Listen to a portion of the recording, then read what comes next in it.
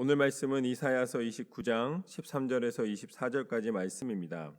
하나님께 계획을 숨기지 말라라는 제목으로 함께 나누겠습니다. 오늘 말씀의 시작은 이렇습니다.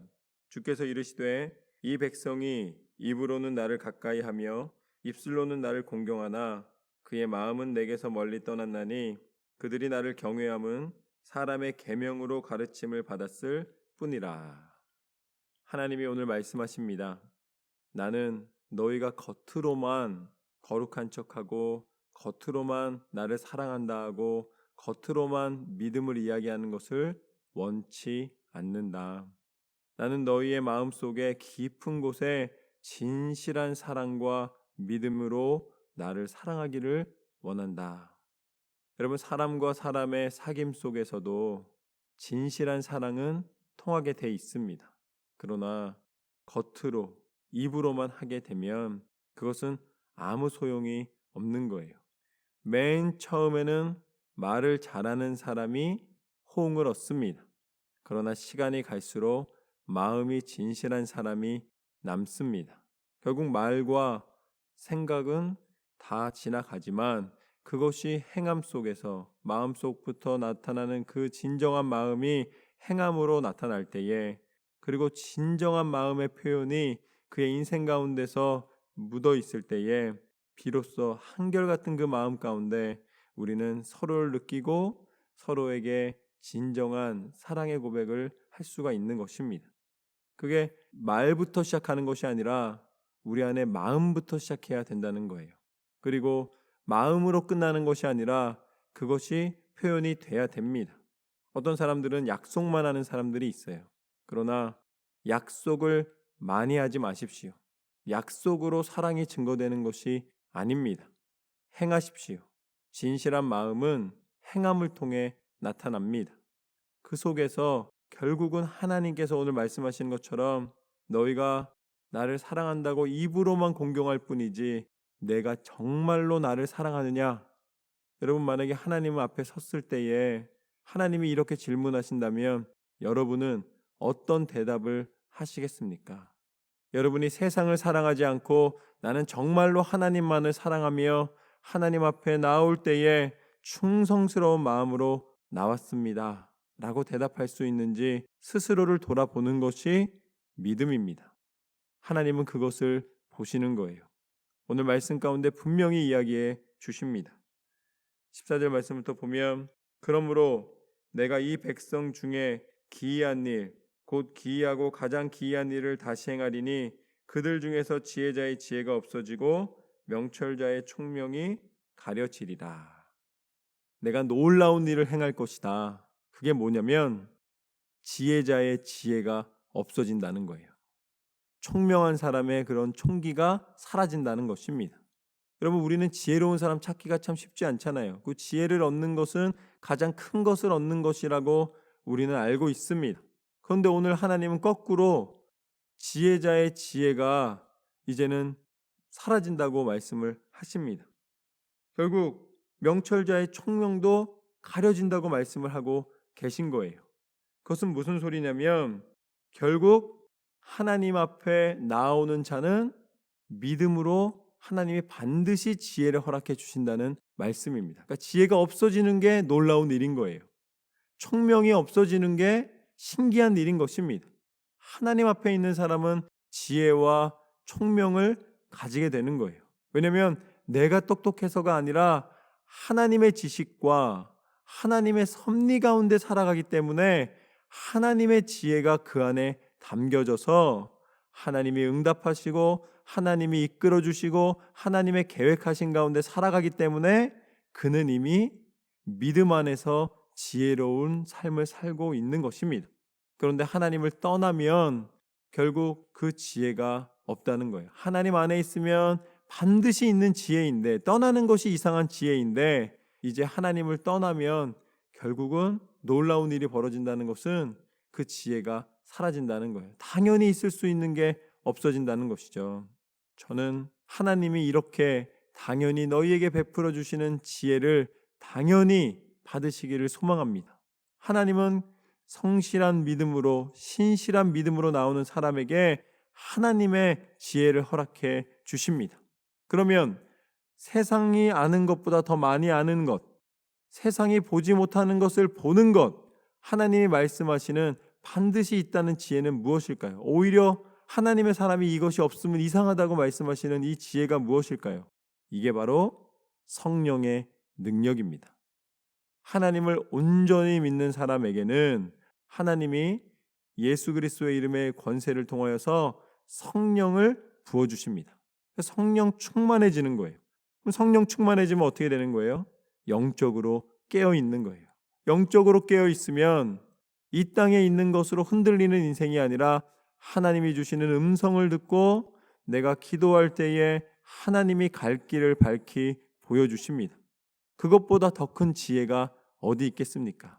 그런데 하나님 앞에 진실한 믿음으로 나오는 사람은 하나님이 반드시 성령을 보내주시고 부어주시고 임하여 주시고 함께해 주시는 거예요. 그런데 하나님을 떠나면 놀라운 일이 벌어지는데 그게 무엇이냐? 성령이 더 이상 역사하지 않으시는 거예요. 저는 여러분이 성령 충만함을 받아 하나님이 말씀하시는 상식, 하나님이 말씀하시는 당연한 은혜, 세상이 볼 땐 기이한 일이 이건데 우리 믿음의 사람들에게는 성령 충만함으로 나타나는 역사는 상식입니다. 그것은 반드시 이루어지는 것이고 반드시 나타나는 거예요. 사람들은 놀래겠죠. 그런데 믿음의 사람들은 압니다. 왜냐하면 하나님이 이루시기 때문에 아는 거예요. 아니 어떻게 안 될 수가 있는가라는 게 오히려 우리한테는 신기한 거예요. 기도하고 하나님 앞에 간절한 마음으로 간구하며 나아갈 때에 하나님은 우리에게 가장 선한 길을 예비해 주십니다.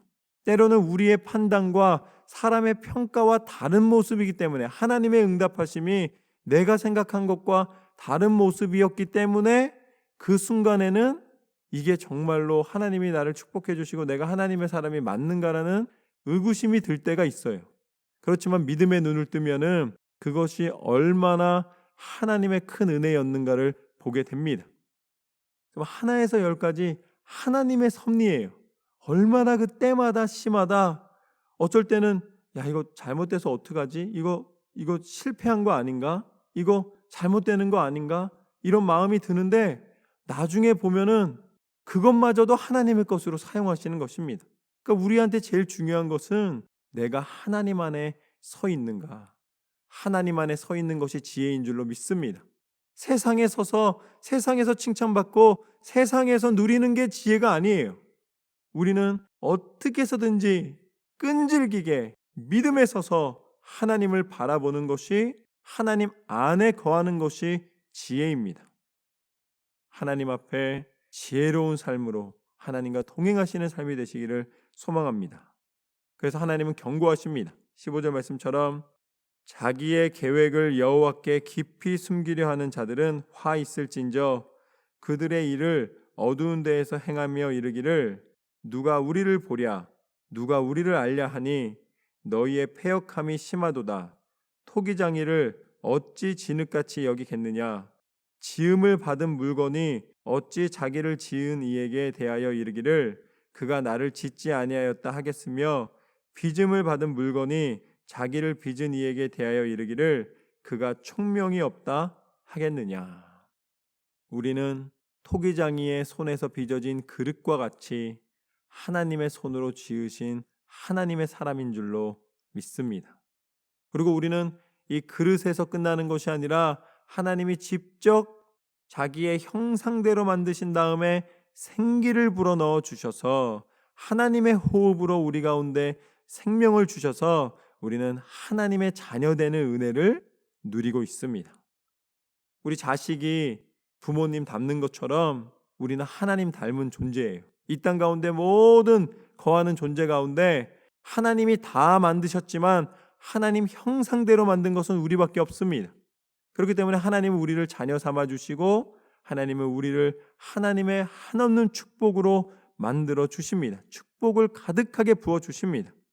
하나님은 우리를 만드셨고 우리를 인도하시고 우리 가운데 가장 큰 은혜를 베풀기를 원하십니다. 그렇기 때문에 우리는 원망할 수 없는 거예요. 우리가 존재하는 것 자체가 은혜인데 우리가 무엇을 원망하겠습니까? 우리 스스로가 내 계획을 세우고 내 성을 쌓고 내 성공과 내 만족과 나의 성과로 무언가를 이루어 간다라는 교만이 들어오면 그때부터는 하나님과 멀어집니다. 그렇지만 하나님이 오늘 우리 가운데 말씀하시고 원하시는 것은 무엇인가? 이렇게 경고하시는 이유는 무엇인가? 우리가 하나님 안에 돌아오기를 원하십니다. 그래서 17절 말씀부터 보면 오래지 아니하여 레바논이 기름진 밭으로 변하지 아니하겠으며 기름진 밭이 숲으로 여겨지지 아니하겠느냐. 그날에 못 듣는 사람이 책의 말을 들을 것이며 어둡고 캄캄한 데에서 맹인의 눈이 볼 것이며 겸손한 자에게 여호와로 말미암아 기쁨이 더하겠고 사람 중 가난한 자가 이스라엘의 거룩하신 이로 말미암아 즐거워하리니 이는 강포한 자가 소멸되었으며 오만한 자가 그쳤으며 죄악의 기회를 엿보던 자가 다 끊어졌음이라. 그렇게 죄악이 만연한 곳에서도 하나님의 사람은 하나님이 구별하여 주시는 줄로 믿습니다. 세상의 강포함과 잔인함과 죄악됨과 욕심은 다 사라지겠지만 하나님의 사람은 하나님의 보호하심과 하나님의 인도하심으로 은혜를 누리며 하나님의 영광을 선포하게 되는 줄로 믿습니다.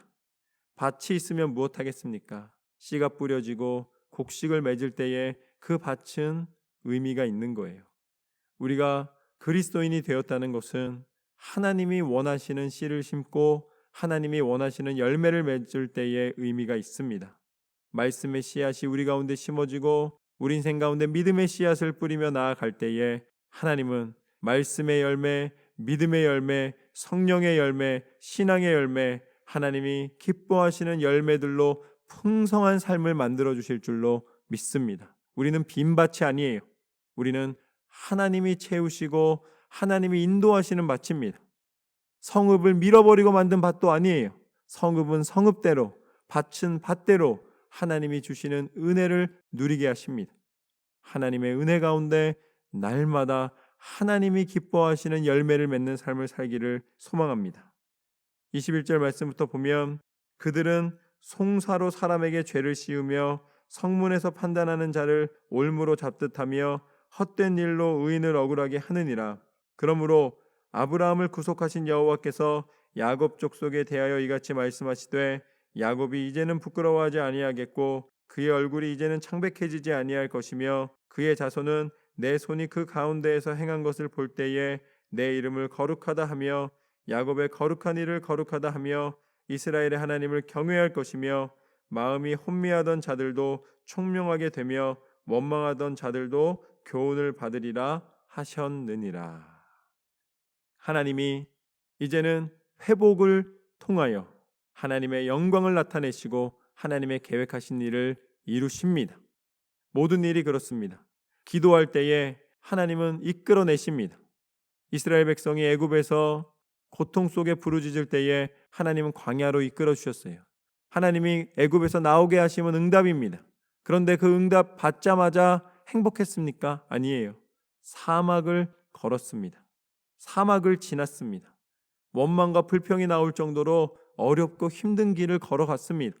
그렇지만 궁극적으로 하나님은 약속의 땅 가나안 땅으로 인도해 주셨습니다. 결국 하나님이 우리 가운데 예비하신 결론이 무엇이냐? 우리가 고통스럽고 힘겨운 삶 속에 있지만 그러나 하나님의 궁극적인 약속과 하나님의 결론은 무엇이냐? 그것은 우리를 구원하시고 우리 가운데 천국을 허락해 주신 것입니다. 하나님은 우리 가운데 하나님 나라를 허락하여 주셨습니다. 우리는 그 소망을 향하여 가는 거예요. 이 땅에서 뭐 먹고 살지, 이 땅에서 뭘 채우고 살지, 이 땅에서 뭘 누리고 살지가 우리의 목표가 아니에요. 그것은 다 지나가는 바람입니다. 다 사라지게 될 거예요.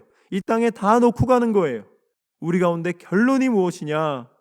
우리가 육신의 장막을 벗을 때에 하나님께서 열어주시는 하나님 나라의 소망을 우리 가운데 허락해 주셨습니다.